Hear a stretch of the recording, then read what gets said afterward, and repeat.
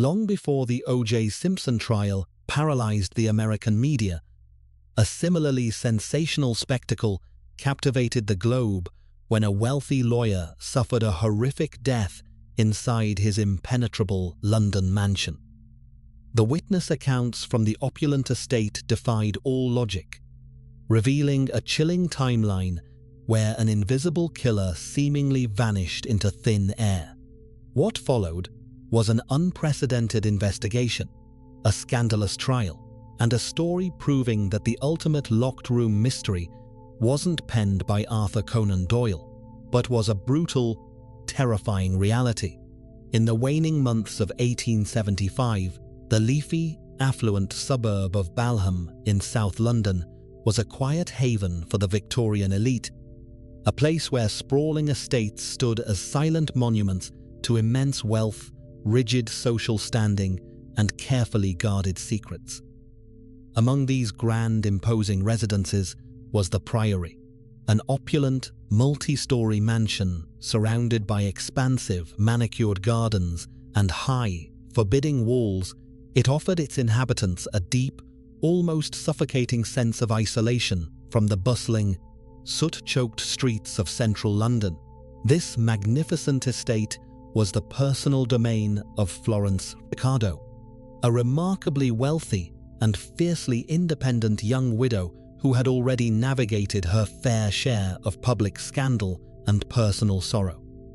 Florence was a woman of substantial means, possessing an inheritance that yielded an extraordinary annual income of thousands of pounds, a fortune that made her one of the most highly sought-after catches in London's upper-crust society.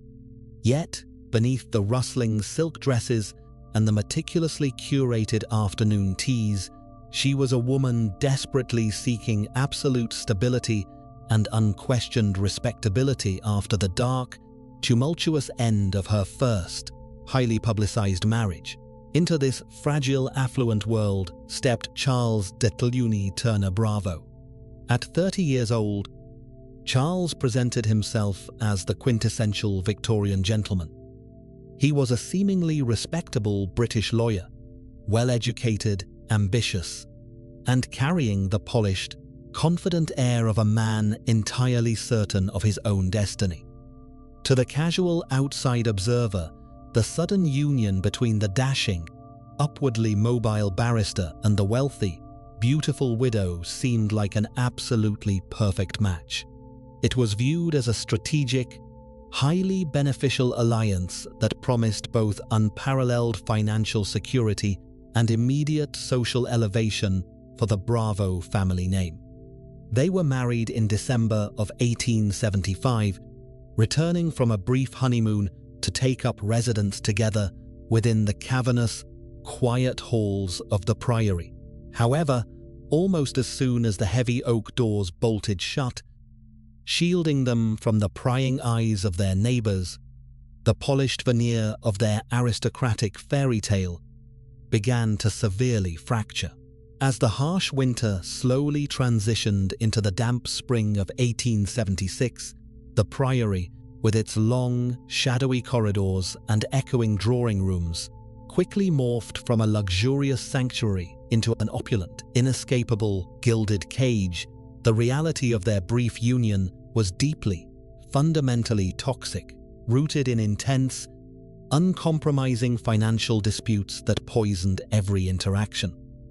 Under the rigid societal norms and marital laws of the era, a Victorian husband typically assumed total control of his wife's fortune upon exchanging vows.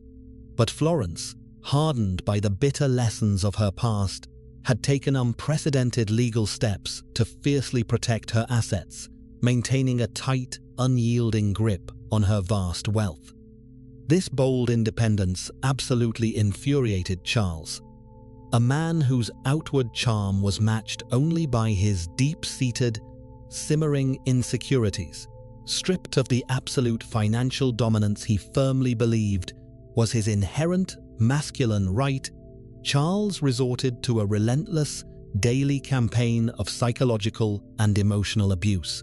He became suffocatingly controlling, attempting to micromanage the daily operations of the massive household and imposing severe, almost tyrannical rules upon a domestic staff who were loyal only to Florence.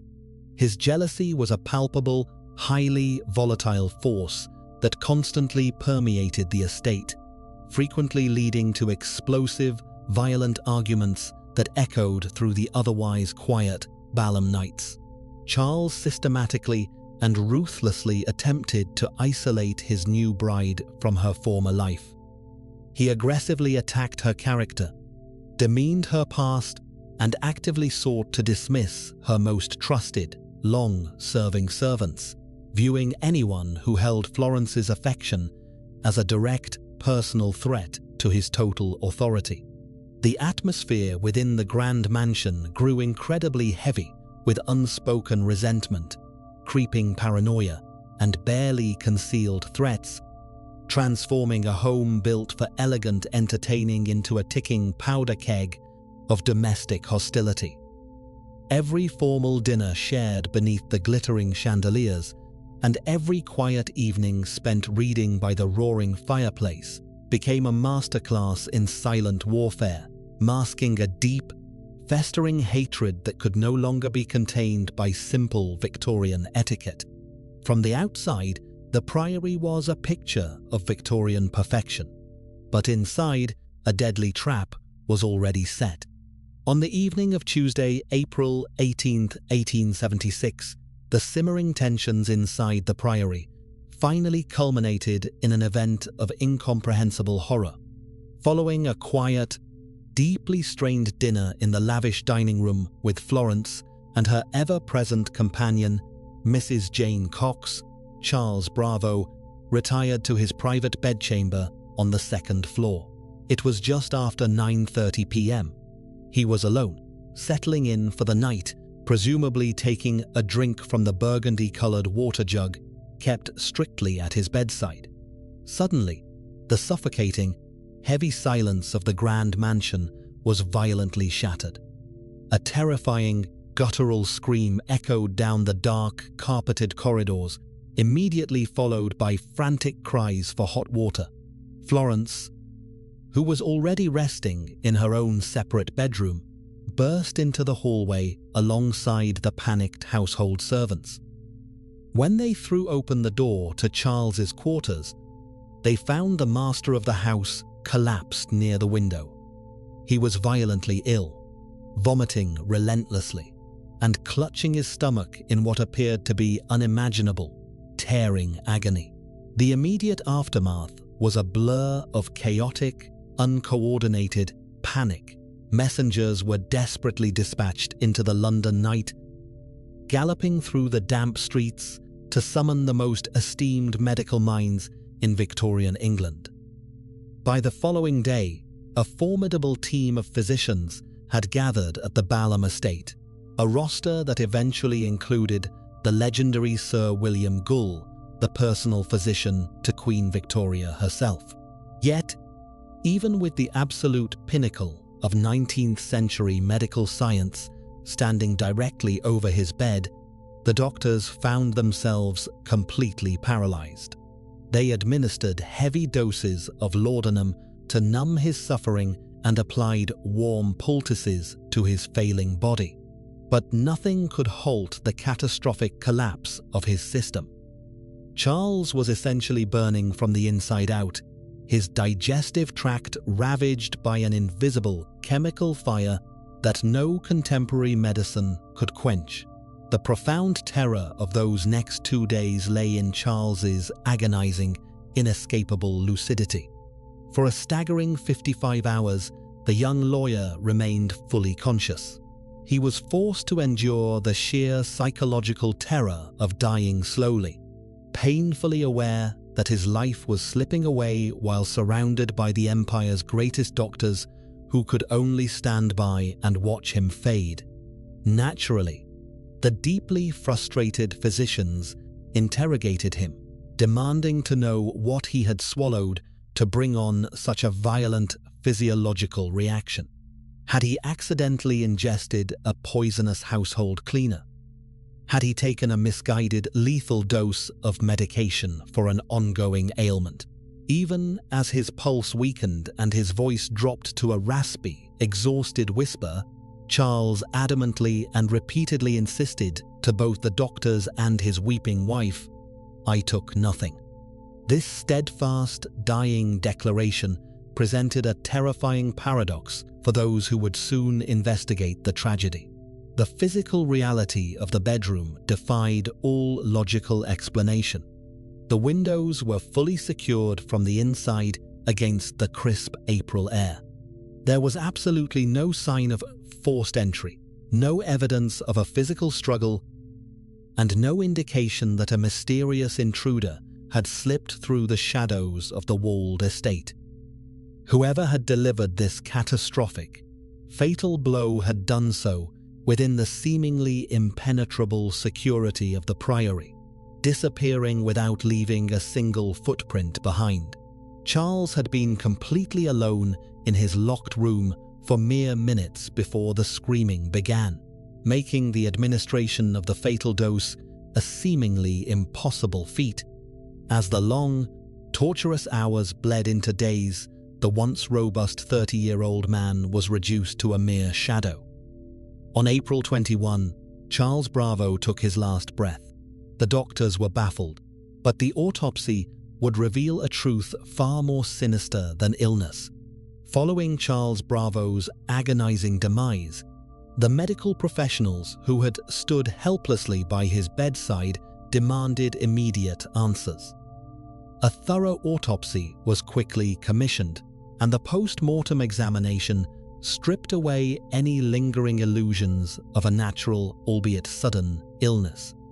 The toxicology report revealed the devastating cause of death to be severe, catastrophic poisoning. The specific weapon chosen to end the young lawyer's life was antimony, administered in the form of tartar emetic. In the 19th century, this harsh, metallic compound was somewhat common in the medical world, frequently used in tiny, carefully measured amounts to safely induce vomiting or to desperately treat severe alcoholism. But what the doctors found inside the victim's ruined digestive tract was not a therapeutic treatment gone wrong. The sheer, terrifying absurdity of the forensic findings lay in the grim mathematics of the murder. To successfully kill a healthy adult male with tartar emetic, a lethal dose requires a mere 2 grains of the toxic powder. Yet, the forensic pathologists extracted a staggering 30 to 40 grains, amounting to over 2 full grams of antimony, from Charles Bravo's battered system. This was not a delicate, carefully calculated assassination designed to mimic a sudden heart failure or a quiet fading in the night. The staggering volume of poison introduced a chilling psychological profile of the unseen killer. The extreme overdose meant one of 2 deeply unsettling scenarios.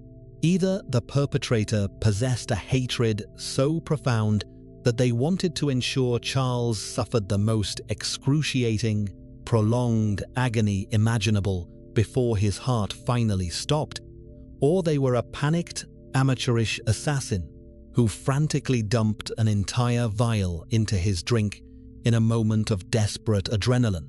Naturally, the authorities initially had to consider whether the affluent barrister had taken his own life or suffered a tragic, accidental overdose in the dark. However, the physical properties of tartar emetic quickly eradicated both of those theories.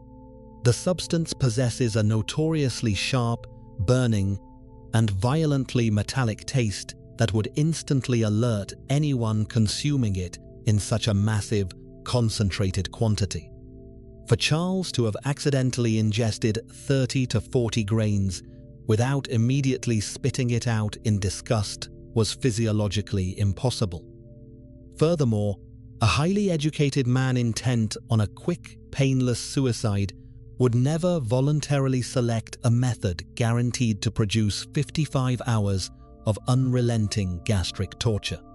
He had likely taken a sip of water from the burgundy jug by his bed, swallowing the heavily laced liquid in a single, fatal gulp before his senses could adequately warn him of the impending danger. It was a deliberate, cold-blooded act of malice. The clinical certainty of the autopsy finally transformed the affluent, silent walls of the Balham estate into an active, highly volatile crime scene. The question was no longer how Charles Bravo had died, but exactly whose hand had poured the metallic death into his bedside water jug. With murder confirmed, Scotland Yard stepped in, and in a house full of people who despised Charles Bravo. The suspect list was dangerously long. When Scotland Yard detectives officially crossed the threshold of the Priory, they were not just entering a grieving household. They were stepping into a viper's nest of deeply guarded aristocratic secrets. With the sheer volume of antimony confirming a deliberate and malicious assassination, the investigators immediately applied a ruthless process of elimination. In any domestic murder, modern or historical, the primary gaze of the law inevitably falls upon the spouse. Therefore, the very first name at the top of the suspect list was the young, wealthy widow herself. Florence Bravo. Florence's motive was as old as the institution of marriage itself: a desperate bid for absolute freedom and financial independence. The detectives quickly uncovered the dark, ugly reality of the Bravo union. Charles had proven to be a highly abusive and suffocatingly controlling husband, systematically trying to strip Florence of the vast fortune she had so carefully legally protected before their wedding. Tensions had escalated to the point where Charles was actively threatening a formal separation. In the rigid, unforgiving high society of 1876, a second public marital scandal would have completely ruined Florence's reputation, effectively exiling her from her own social class. Murder, however brutal, offered a clean slate, allowing her to retain both her immense wealth and her respectable status as a tragic, grieving widow. Furthermore, Florence possessed the ultimate, undeniable opportunity. She lived inside the impenetrable walls of the estate and commanded the daily rhythms of the household. She knew Charles's intimate evening routines, including his rigid habit of taking a final drink of water from the specific burgundy-colored jug kept on his bedside table. It would have taken her mere seconds to slip quietly from her separate bedroom, walk softly down the carpeted hallway, and empty a lethal vial of tartar emetic into his water supply before he retired for the night. However, investigators knew that a woman of Florence's high social standing rarely operated entirely alone, bringing them to the second prime suspect, Dr. James Manby Gully. At 68 years old, Dr. Gully was a highly successful and widely respected physician, but his reputation was permanently shadowed by a highly scandalous, intensely passionate former affair with Florence prior to her marriage to Charles. The motive for the elderly doctor was rooted in a deeply bitter, burning jealousy and completely shattered pride. Charles Bravo absolutely despised Dr. Gully, harboring a volatile jealousy regarding his wife's past. Charles had explicitly and aggressively banned the older man from ever setting foot on the Balham property, routinely insulting him and going out of his way to humiliate the doctor's memory within the household. For a man of Gully's prominent standing and ego, being entirely discarded and openly mocked by a younger, arrogant lawyer provided a powerful, intoxicating motive for revenge. This toxic triangle immediately birthed a tantalizing red herring that absolutely captivated the Victorian press and the public imagination. Did the desperate wife and the jealous former lover work together in a meticulously orchestrated conspiracy? The theory was logically flawless. As a seasoned medical professional, Dr. Gully possessed both the advanced knowledge and the unrestricted access necessary to procure a massive, lethal quantity of antimony without raising a single red flag at local apothecaries. He could have easily supplied the deadly weapon, while Florence, perfectly positioned inside the locked fortress of the Priory, flawlessly executed the physical act of poisoning the bedside jug. Yet, as Scotland Yard aggressively pursued this compelling narrative, they collided with a highly frustrating, insurmountable twist. Despite relentless interrogations and exhaustive background checks, neither Florence nor Dr. Gully could produce a foolproof, airtight alibi for the crucial days leading up to the horrific event. But critically, the police could not find a single shred of direct physical evidence linking either of them to the actual poison vial. There were no hidden receipts bearing Gully's signature, no trace of the heavy metallic powder hidden within Florence's lavish vanity, and no witnesses who had seen the two secretly meet to exchange the lethal package. The physical link to the primary suspects simply vanished like smoke. Neither the wife nor the lover could be definitively placed at the scene with the weapon in hand. Forced to broaden their net beyond the immediate romantic entanglements, the frustrated detectives turned their attention away from the master bedrooms and looked downward, toward the shadows of the servants' quarters, with the aristocratic wife and the wealthy former lover lacking the definitive physical evidence required for the gallows. Investigators shifted their intense scrutiny toward the labyrinthine servants' quarters of the Priory. In the rigid, uncompromising hierarchy of a Victorian estate, the domestic staff operated as invisible witnesses, silently seeing and hearing every whispered threat, financial argument, and slammed door. But they also harbored their own intense, fiercely guarded grievances.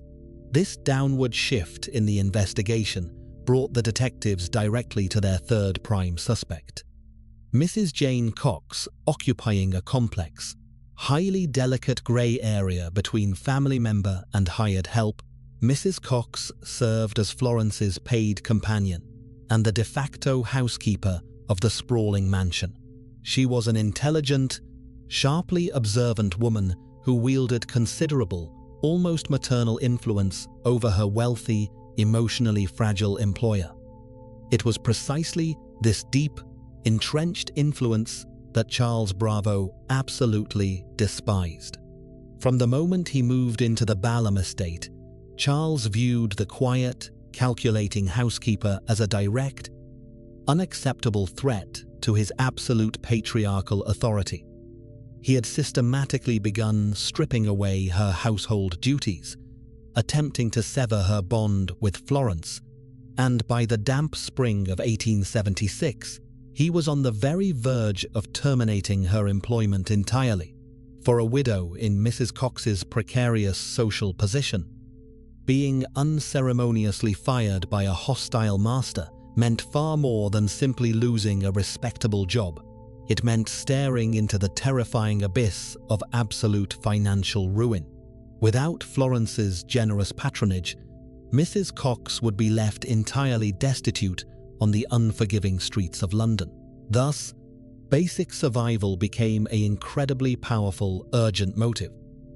Furthermore, her specific behavior on the fatal evening of April 18th was immediately flagged as deeply suspicious by the seasoned investigators.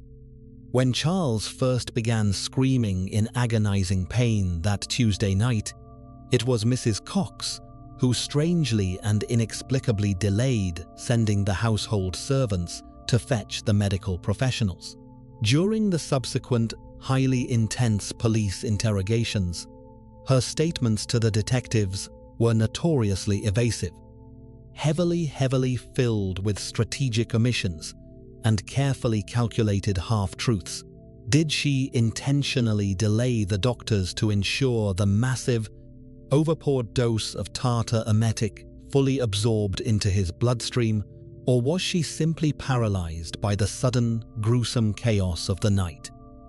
As the housekeeper, she had unrestricted access to the estate's medicinal supplies, making her a dangerously viable candidate for the poisoner. However, before the police could fully pin the crime on the evasive companion, a fourth and final suspect emerged from the damp shadows of the carriage house. George Griffiths was the estate's former coachman, a physically imposing, labor-hardened man who had recently been subjected to the full, uncompromising wrath of Charles Bravo. Just days before the fatal poisoning, Charles had aggressively fired Griffiths for chronic drunkenness, publicly humiliating the working-class man and tossing him out of his livelihood without a second thought. Griffiths did not take the abrupt dismissal quietly. Fueled by cheap alcohol and a burning, deeply personal resentment, the disgruntled coachman had been heard in local Balham public houses openly and loudly threatening the young lawyer's life. He possessed the raw anger and the explicit, documented motive necessary to commit the brutal act, offering the investigators a highly convenient, working-class scapegoat that would have neatly spared the upper-class family from further public embarrassment. However, the rigorous application of the elimination method quickly exposed a glaring, seemingly insurmountable flaw in the case against the angry coachman. The undeniable reality of the crime scene presented a profound logistical paradox. George Griffiths was now an outsider, effectively banished from the gated grounds.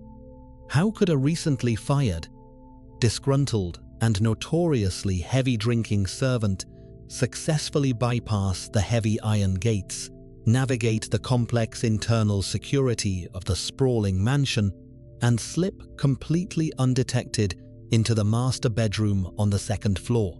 More importantly, how could he accurately locate the specific burgundy water jug in the dark, lace it with a precise, massive quantity of heavy metallic antimony, and vanish into the London night without leaving a single trace, broken lock, or muddy footprint behind?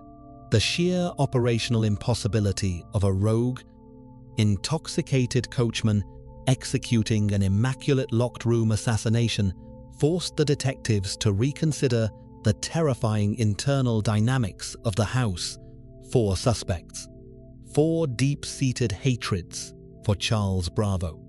The police had their cast of characters, but what happened in the courtroom would shock the world. Following the baffling paradox of the physical evidence, the initial legal proceedings designed to uncover the truth behind Charles Bravo's agonizing death proved entirely inadequate. The first official coroner's inquest was convened almost immediately following the autopsy, but it was a rushed, highly chaotic affair that ultimately ended inconclusively, returning an open verdict that left the authorities deeply unsatisfied and the public demanding answers. The sheer volume of antimony found in the victim's body mandated a much more rigorous, uncompromising pursuit of justice.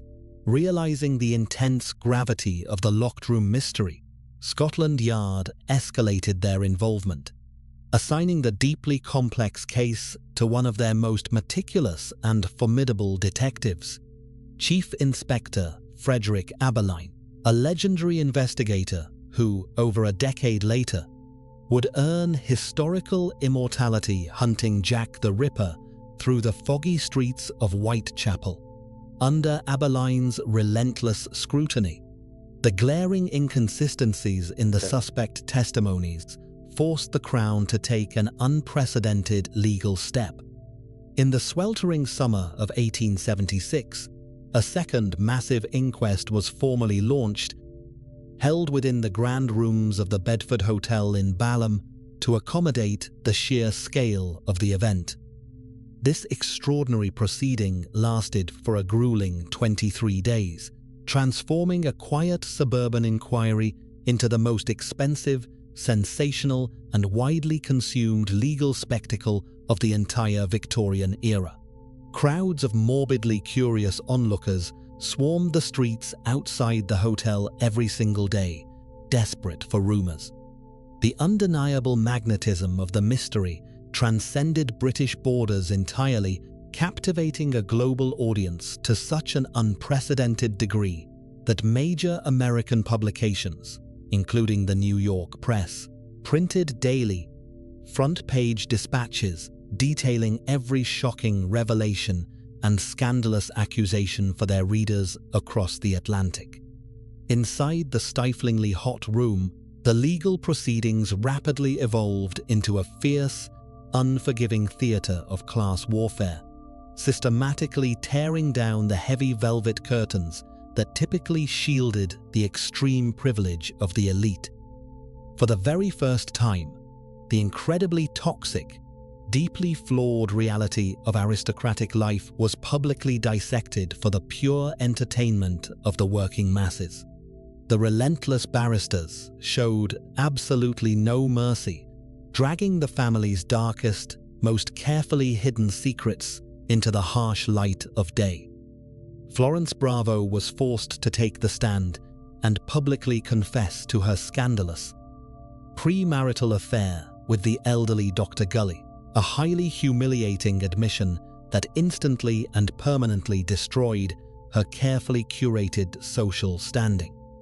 The intense financial disputes over her vast fortune, Charles's psychological cruelty, and the bitter, simmering resentments of the household staff were all laid completely bare, proving to the world that behind the grand facade of the Priory lay a deeply broken, morally bankrupt household. After weeks of grueling, highly emotional testimony, intense international media frenzy, and the complete, irreversible destruction of multiple reputations, the exhausted jury finally withdrew to deliberate the ultimate fate of the 4 prime suspects. When they returned to the courtroom, their highly anticipated conclusion sent shockwaves through the packed gallery and the thousands reading the news abroad. The jury definitively returned a verdict of willful murder, officially and legally confirming the medical evidence that the horrific death of Charles Bravo was a calculated, deliberate assassination by poison, entirely ruling out any lingering whispers of suicide or misadventure. However, this dramatic legal confirmation came with a deeply frustrating, agonizing catch that would cement the Charles Bravo case into the darkest annals of unsolved history. Despite the exhaustive 23-day spectacle, the endless, grueling cross-examinations, and Inspector Abeline's meticulous, groundbreaking detective work, the physical evidence connecting the heavy metallic powder to a specific hand remained entirely circumstantial. There was simply insufficient concrete, undeniable proof to definitively convict Florence Bravo, Dr. James Manby Gully, Mrs. Jane Cox, or the disgruntled coachman George Griffiths beyond a reasonable doubt. The British justice system, having completely unmasked the brutal reality of the crime and aired the dirty laundry of the elite, found itself entirely powerless to punish the perpetrator. In the end, surrounded by ruined lives, shattered reputations, and lingering, eternal suspicions, the invisible killer of Charles Bravo calmly walked out of the courtroom, completely free. In the grim aftermath of the trial of the century, the surviving cast of characters quickly found that escaping the hangman's noose did not equate to a peaceful existence. Florence Bravo, though legally cleared of all charges and finally free from her highly abusive husband, was entirely broken by the merciless public exposure of her private life.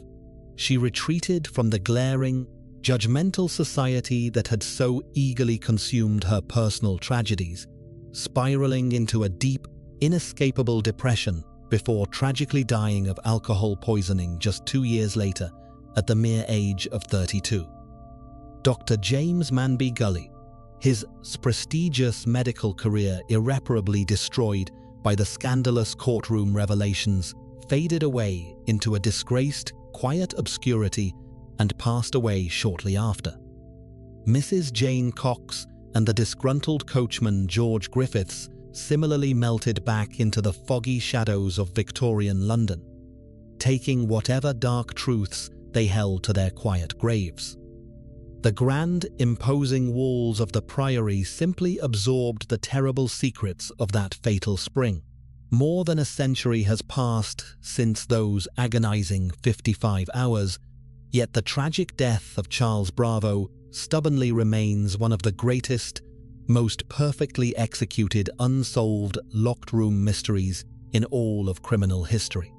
The sheer, indisputable volume of tartar emetic ensures the world will always know it was a calculated, deliberate assassination, but the true identity of the phantom poisoner continues to elude even the sharpest modern investigators. The Victorian justice system completely failed to bring a killer to light, leaving behind a legacy of eternal suspicion and a haunting, open-ended narrative. The undeniable facts leave us staring into a historical void, forcing us to ask the ultimate reflective question: who do you think actually poured the deadly antimony in the dark?